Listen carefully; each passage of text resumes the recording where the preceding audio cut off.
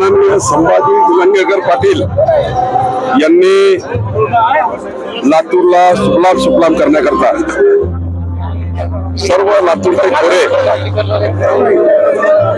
जलसिंचनाकरता शेतकऱ्याच्या सिंचनाकरता भरले पाहिजे याकरता जे निवेदन माझ्याकडे दिलं आहे ते निवेदन मी केंद्र सरकार आणि माननीय मुख्यमंत्री देणार आहे।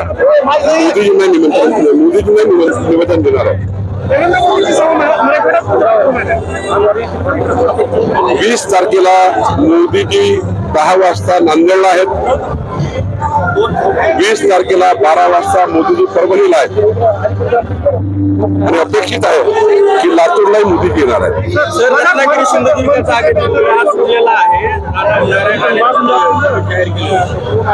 आज आमच्या महायुतीच्या सर्व नेत्यांनी एकत्र बसून आणि आमच्या केंद्रीय नेतृत्वाने आज नारायण राणेजींना रत्नागिरी सिंधूरची उमेदवारी दिली आहे आणि मला वाटतं नारायण राणे जी 51% वर मतं निवडून येतील।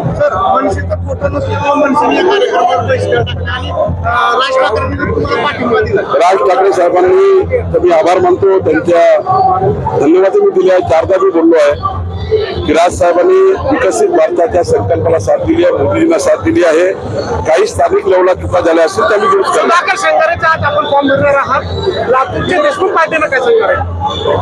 55 वर्ष काँग्रेसने मतं घेतले, पण 55 वर्ष काँग्रेस पार्टी मताचं दान पडून गेली। मोदीजींनी मतं घेतले, मताचं कर्ज घेतलं मोदीजींनी आणि मताचं कर्ज इमानदारीनं काम करून जनतेला परत करण्याचा प्रयत्न मोदीजींनी केला आहे।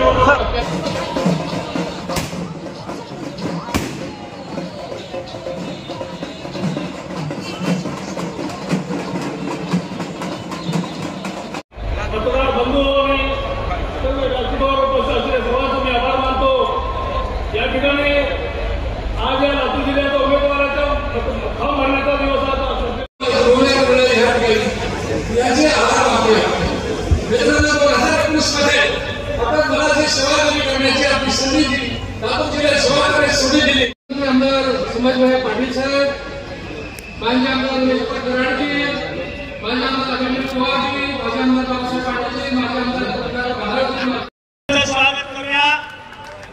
टाळ्या इतक्या कमी आवाजात चालणार नाहीत। आपण लातूरकर आहोत, लातूरची शान आहोत। शहासाहेबांचे तसेच आदरणीय जे.पी. नड्डा साहेबांचे तसेच आमच्या भरून खूप मोठा दिलासा देण्याचं काम केलेलं आहे। शेतकऱ्याच्या संदर्भामध्ये विहिरीला पूर्वी अर्थसंकल्प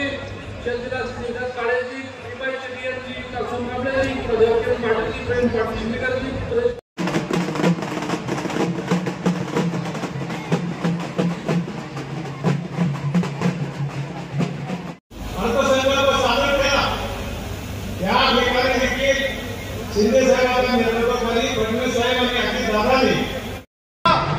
दादांनी व्यवस्था केलेली आहे। तिथे एलईडी स्क्रीन लावलेली आहे। आपण सर्वांनी त्या ठिकाणी बसून यायचं हे नम्र। आज या ठिकाणी भारतीय जनता पार्टी महायुतीचा हा मेळावा या ठिकाणी झालेला आहे।